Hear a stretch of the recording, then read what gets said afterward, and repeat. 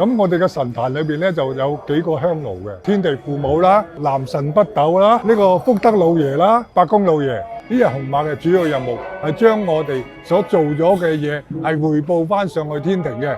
首先就係點咗啲香啊，點咗啲蠟燭啊，告知佢哋四方嘅遊魂野鬼咧，而家就準備就係施衣分食啦。甜飯同埋白飯嘅根據咧，就係我哋係幾屆就做幾多飯，蕹菜山、包山同埋呢個麵山，五色生果、豆腐，下邊有啲芽菜，有啲齋、燒豬啦，仲有後邊一大堆嘅米。咁啊，我哋拜完之後咧，就派翻俾我哋嘅會員或者街坊，就祈求大家食咗平平安安嘅佛祖做出嚟嘅菇雷果。咁啊，經過佢哋法師咧，就喺度念咗經之後咧，就係分翻俾我哋嘅善信咧，咁啊令就佢哋攞咗翻去，就係放喺啲米嗰度煮埋一齊食又得。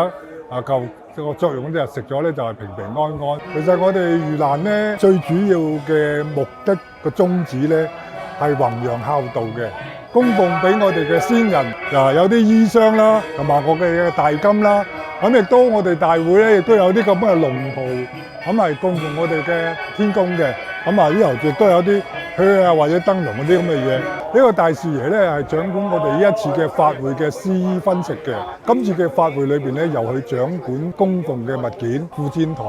咁啊呢頭嘅所有嘅神位咧，就係即係我哋嘅陽間供奉我哋嘅先人嘅，擺埋一齊咁喺度咧，請佢上嚟聽經師，同埋就接受我哋陽間嘅人貢獻嘅。而家嚟緊呢個地方咧，就係我哋做潮州戲嘅戲棚啦，俾啲我哋同鄉喺度睇嘅潮州戲嚟噶。呢個就係嘅舞台。